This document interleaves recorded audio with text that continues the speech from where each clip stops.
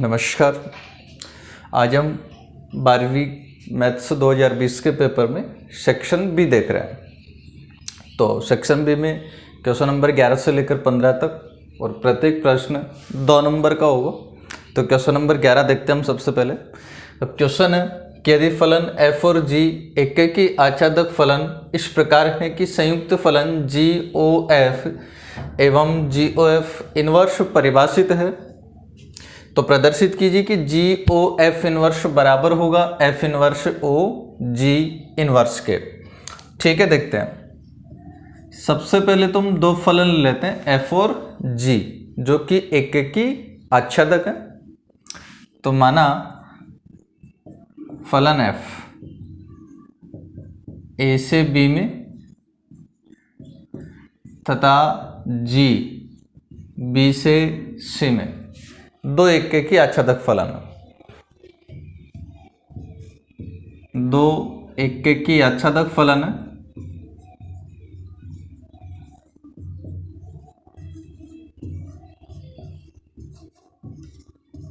दो एकेकी आच्छादक फलन है।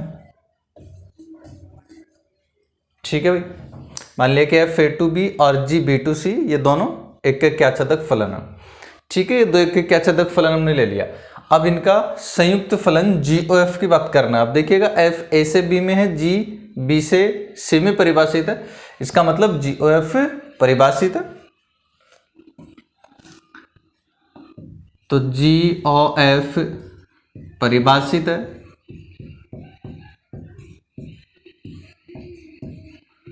किस में परिभाषित है ये भी हम बताएंगे। तो GOF को देखिए, F तो A से B में परिभाषित है, G B से C में परिभाषित है, यानी कि F का क्षय प्रांत और G का प्रांत बराबर है। तो यहाँ पर GOF परिभाषित हो जाएगा A से C में। अब चूंकि F और G एकेकी आच्छादक थे, इसलिए GOF भी एकेकी आच्छादक फलन होगा तथा GOF एकेकी आच्छादक फलन है।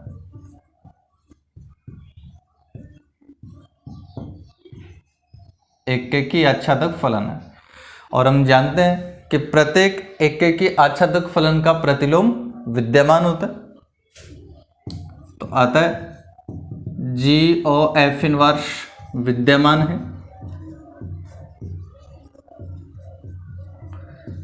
GOF इनवर्स विद्यमान है। और GOF इनवर्स जो है परिभाषित किस में होगा, इसकी हम बात करते हैं। तो इसके लिए आप देखिए, GOF A से C में परिभाषित था, इसलिए GOF इनवर्स C से A में परिभाषित हो जाएगा। तो ये तो बात करी हमने GOF इनवर्स की। अब बात करते हैं F इनवर्स और G इनवर्स की। तो चूंकि F और G दोनों एकेकी आच्छादक है, इसलिए F इनवर्स और G इनवर्स भी विद्यमान है।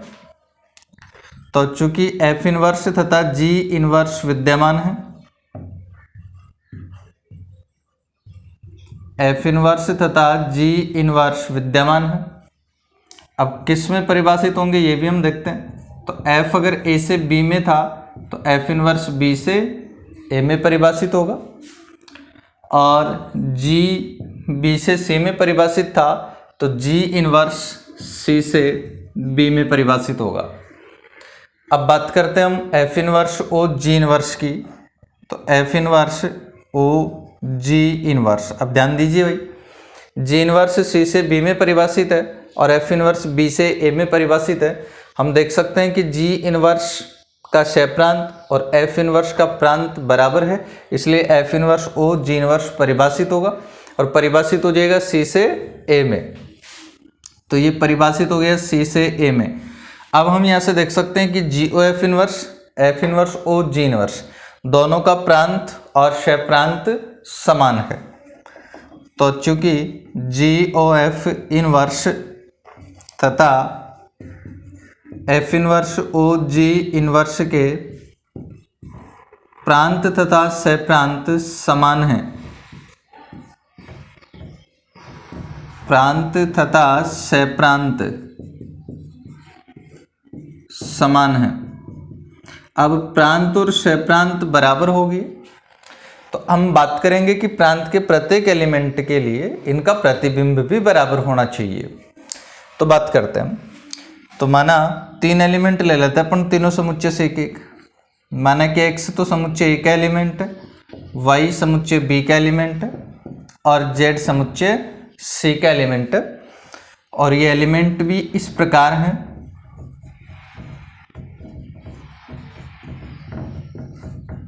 इस प्रकार है कि एफ ए से बी में था, इसलिए हमने मान लिया कि f x equal to y, और फिर जी बी से सी में है और बी का एलिमेंट हमने वाई लिया है, तो लिख लेंगे जी वाई इक्वल टू जेड। ठीक है ना। तो अब ज्ञात करेंगे एक बार तो जी ओ एफ।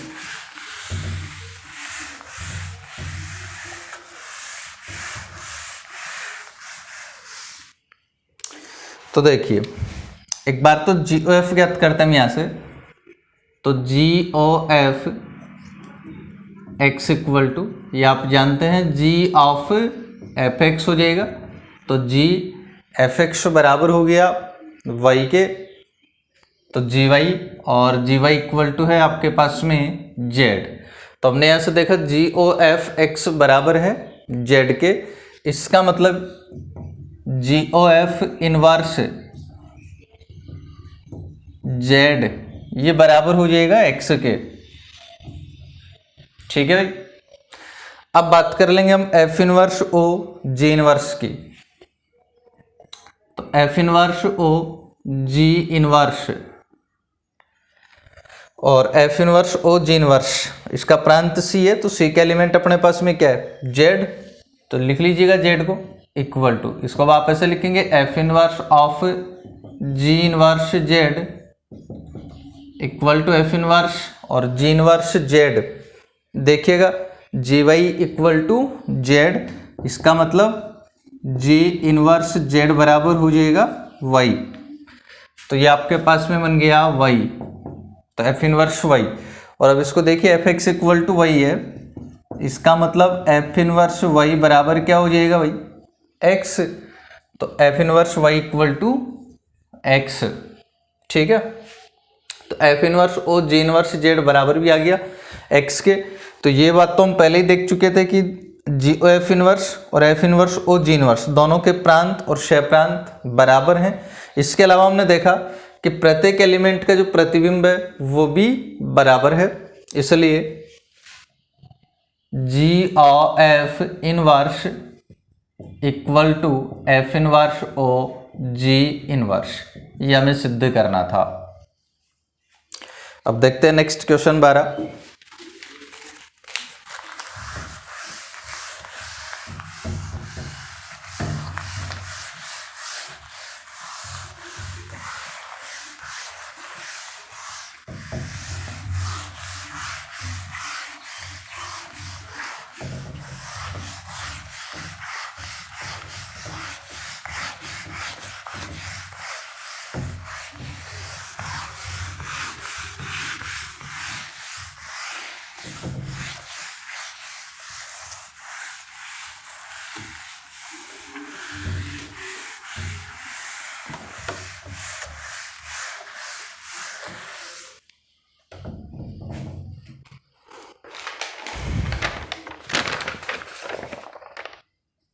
क्वेश्चन 12, यदि a minus two I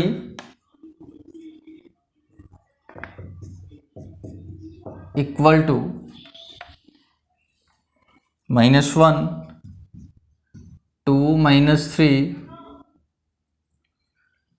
minus two one one, three minus one zero हो, तो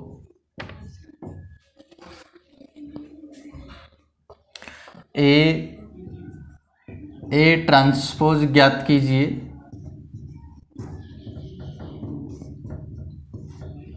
ए ट्रांसपोज ज्ञात कीजिए जहाँ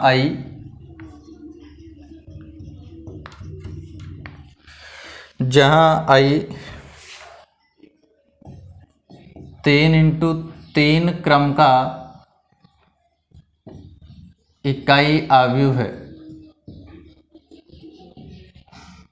3 × 3 क्रम का इकाई अवयव है। ठीक है भाई, देखिए अब इसका सॉल्यूशन करेंगे। सबसे पहले आपको a-2i यहाँ दे दिया गया है,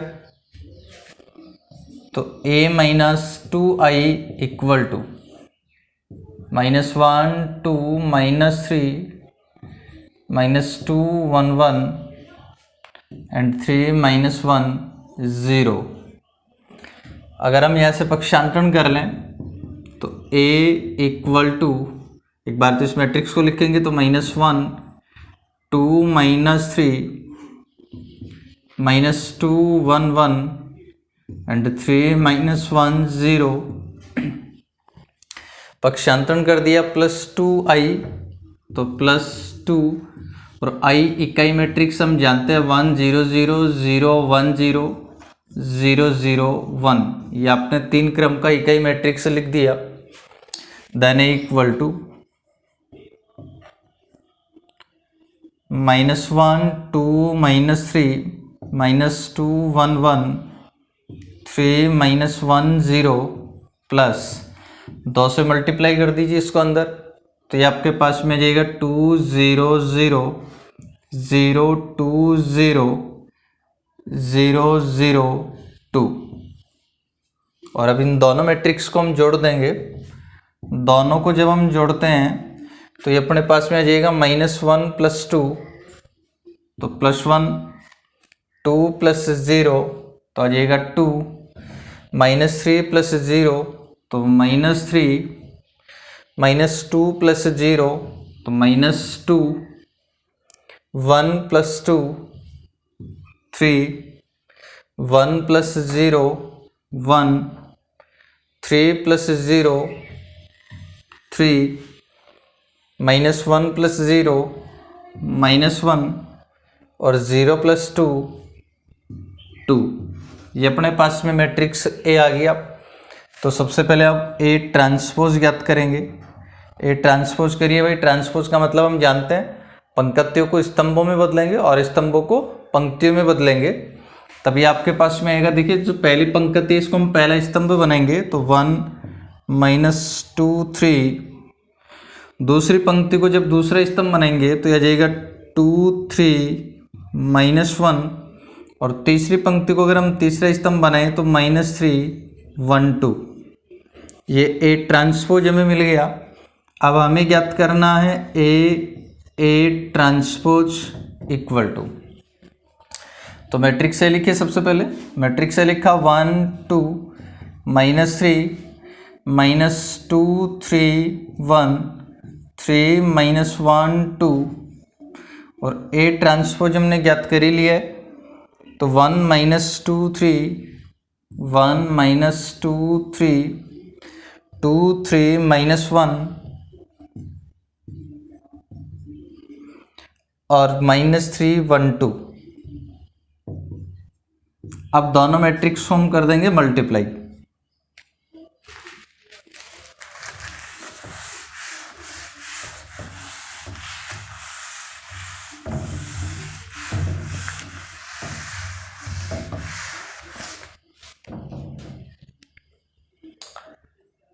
देखिए मल्टीप्लाई कर रहे हैं अपन। सबसे पहले पहली पंक्ति को आप मल्टीप्लाई करेंगे पहले स्तंभ से, तो यह आ जाएगा 1 +4 +9। अब मल्टीप्लाई करेंगे पहली पंक्ति को दूसरे स्तंभ से, तो आ जाएगा 2 -6 और -3।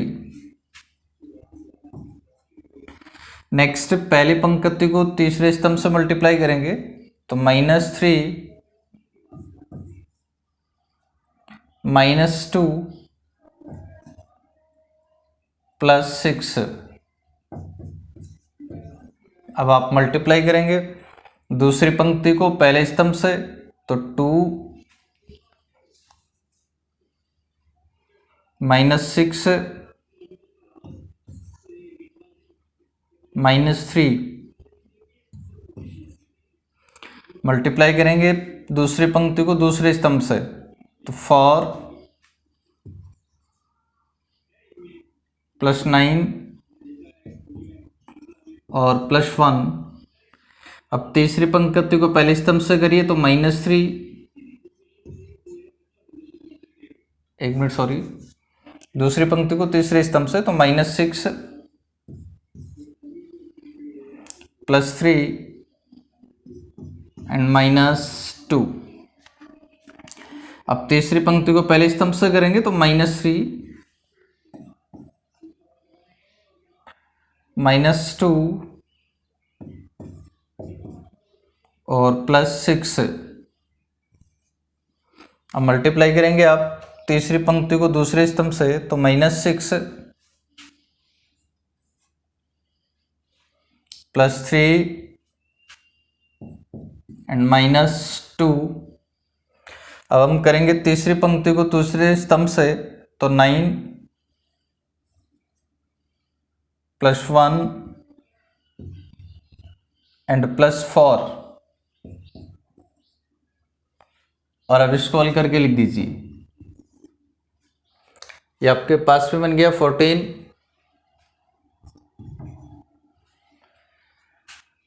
नेक्स्ट -7, नेक्स्ट 1, ये आपके पास में बन गया -7 14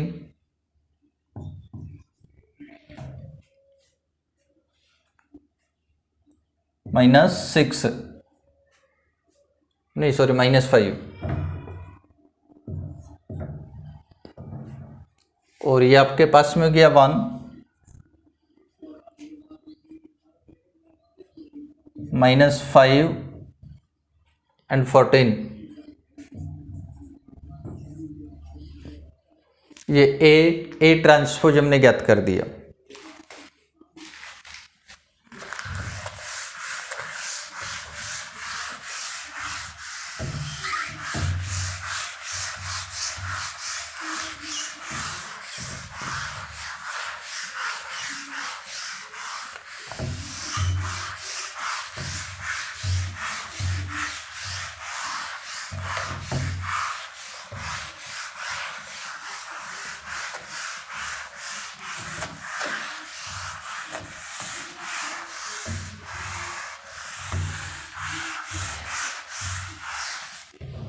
नेक्स्ट क्वेश्चन नंबर 13।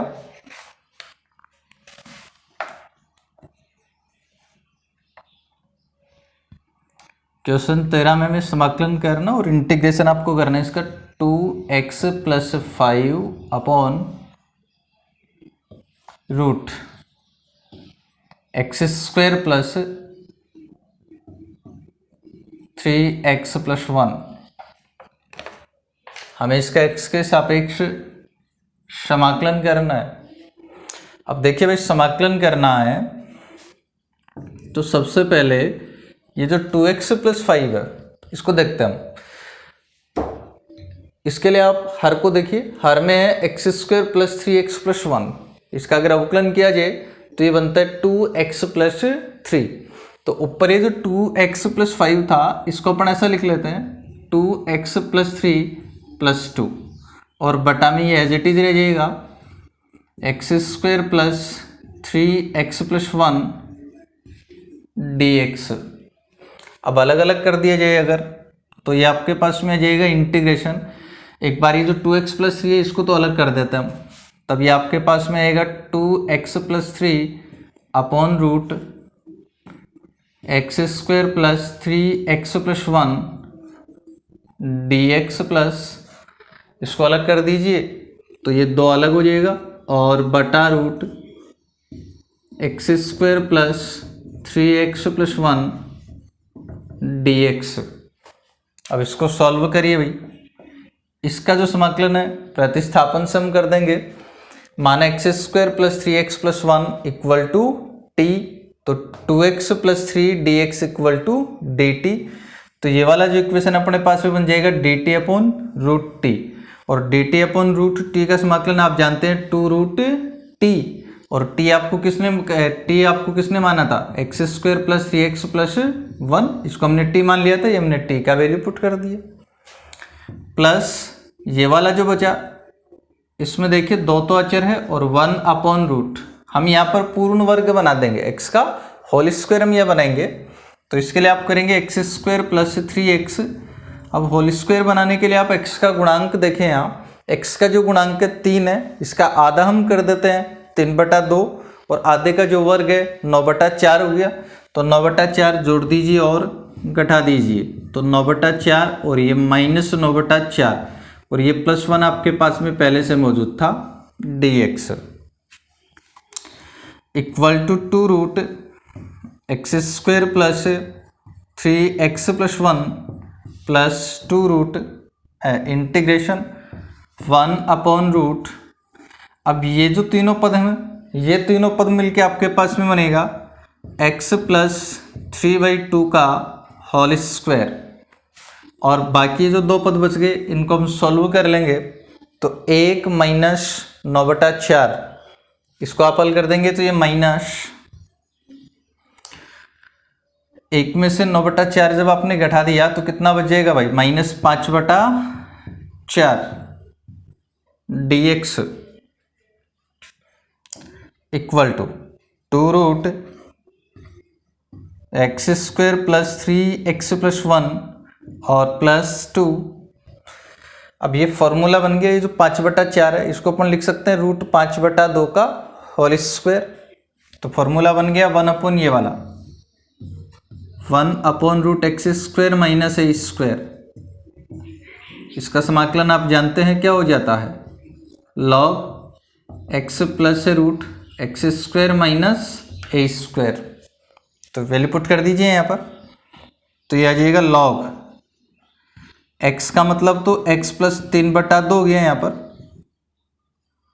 और प्लस √x² - a², इसका मतलब ये पूरा लिख देंगे आप एज इट इज, x + 3/2 का होल स्क्वायर -5/4 प्लस c यहाँ समाकलन अचर है, तो 2√x² plus 3x + 1 and plus 2 log x + 3/2 plus, इसको अगर हम सोल्व कर देंगे तो ये आपके पास में बन जाएगा √x² plus 3x + 1 plus c, ये समाकलन हमारा हो गया।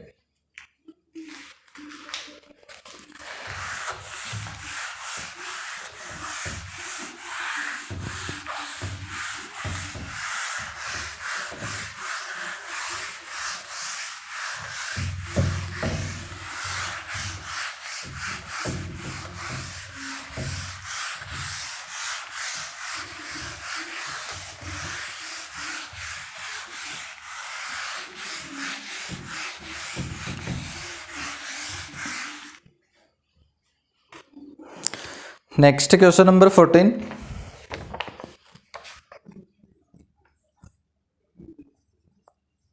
यदि y equal to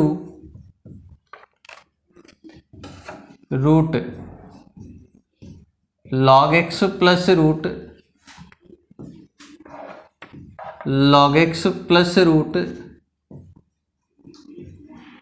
log x infinite, तो dy/dx ज्ञात करिए, तो dy/dx हमें ज्ञात करना है। देखिए सबसे पहले आपको y यहाँ दे दिया गया है, y equal to log x plus log x plus log x log x, ऐसा इन्फिनिट है, तो अब dy/dx हम ज्ञात करेंगे, तो y equal to log x plus, अब ध्यान दीजिए भाई, ये पहला जो log x था, अगर इसको मैं हटा दूं यहाँ से या छुपा लो इसको, तो आगे वाला जो टर्म्स बनता है उसको देखिए जरा, यहाँ से अगर मैं स्टार्ट करता तो ये बनता √log x plus √log x plus √log x plus √log x, ऐसा इन्फिनिट तक चलता फिर भी, और इसकी कंपैरिजन करें तो फिर से आपको किसके समान दिखता है, वाई के, तो ये जो इसको छुपाने के बाद में भी आगे वाला जो पूरा टर्म्स है वो वापस वाई बन जाता है, तो इसको हम लिख देंगे वाई। और अब दोनों पक्षों का वर्ग कर लीजिए, दोनों पक्षों का वर्ग कर देंगे तो y square equal to log x plus y. तो अब एक्स के सापेक्ष अवकलन कर दीजिए, तो एक्स के सापेक्ष अवकलन करने पर, एक्स के सापेक्ष अवकलन करने पर कर दीजिए भाई। वाई स्क्वायर का जो अवकलन आप जानते हैं 2y dy by d x, log x का 1/x और प्लस y का dy बाई डी एक्स। पक्षांतरण करिए और dy बाई डी एक्स के पदों को एक जगह कर लीजिए, तो dy by d x common आ जाएगा। यहाँ आपके पास में बचेगा 2y माइनस इधर से जब dy by d x common आ जाएगा तो 1 बचेगा इक्वल टू 1/x। और पक्षांतरण कर दिया जाए तो dy by d x equal to 1/x। यहाँ से इस 2y माइनस 1 को अगर हटा देंगे तो ये भी बटा में आ जाएगा, तो 2y माइनस 1 ये हमने ज्ञात कर दिया dy by d x.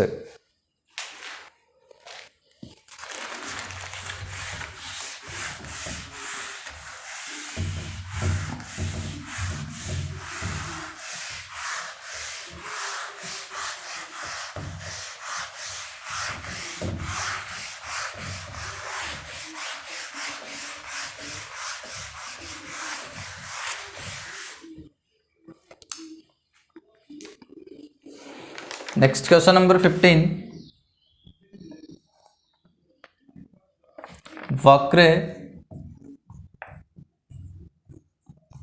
2x² minus y square equal to 14 पर सरल रेखा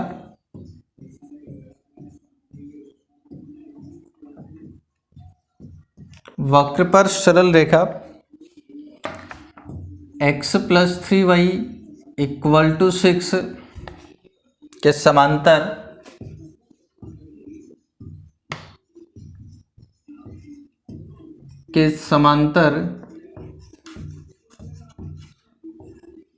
अभिलंब के समीकरण ज्ञात कीजिए।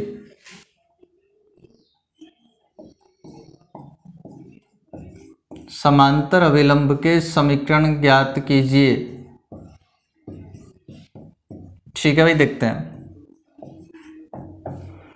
ये वक्र है, वक्र पर सरल रेखा के समांतर अभिलंब का समीकरण हमें ज्ञात करना है।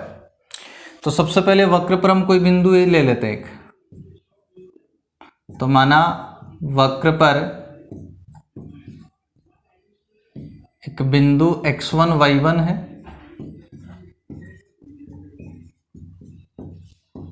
अब वक्र पर अगर बिंदु x1 y1 है तो इस वक्र के समीकरण को संतुष्ट करेगा, तो ये बनेगा 2x1² minus y1² equal to 14। अब अभिलंब का समीकरण हमें ज्ञात करना। अभिलंब का समीकरण ज्ञात करने के लिए हमें एक तो ये जो बिंदु x1 y1 है ये ज्ञात करना पड़ेगा, इसके अलावा हमें dy बाई dx ज्ञात करना पड़ेगा, तो हम अभिलंब का समीकरण ज्ञात कर पाएंगे।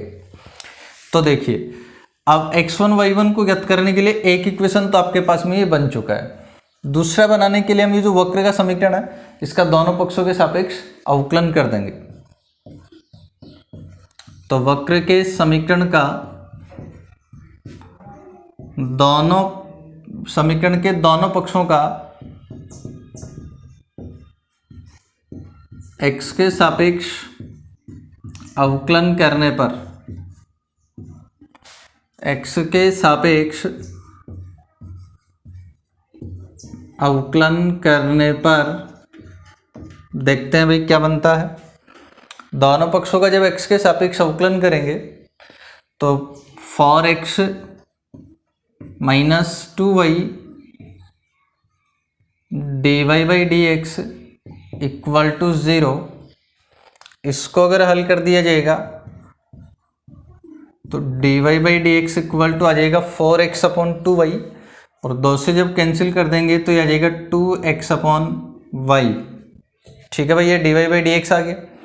अब हमें तो बिंदु x1 y1 पर देखना है। बिंदु x1 y1 पर dy by d x equal to, तो वैल्यू पुट करेंगे तो जाएगा 2x1 अपॉन y1। और हमें दिया हुआ है कि जो अभिलंब है सरल रेखा x plus 3y equal to 6 के समांतर है। तो अब चूंकि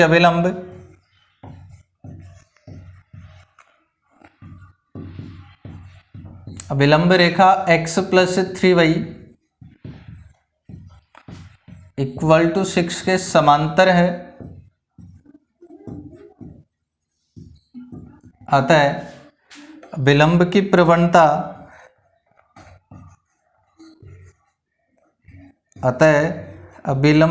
प्रवणता बराबर हो जाएगा सरल रेखा की प्रवणता x plus 3y equal to 6 की प्रवणता।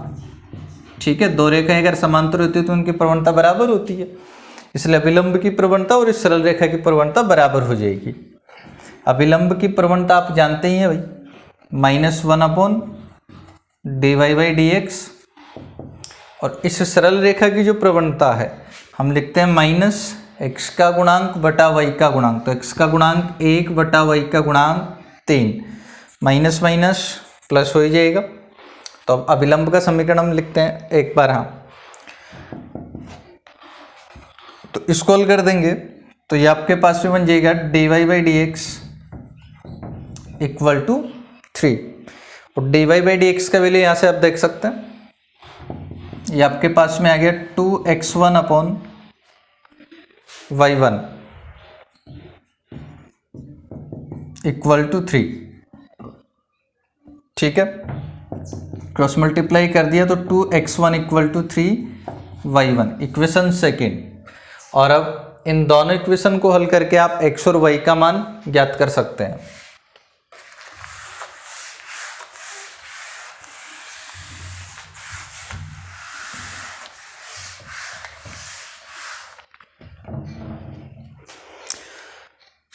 तो 2x1 इक्वल टू हो गया 3y1 के, तो वैल्यू पुट करते हैं हम यहाँ y1 का, तो ये हो जाएगा 2x1 square minus y1 square, और y1 का वैल्यू हम यहाँ से पुट कर देंगे तो 2x1 अपॉन 3 स्क्वायर कर देंगे तो जाएगा 4x1 स्क्वायर अपॉन 9 और इक्वल टू 14।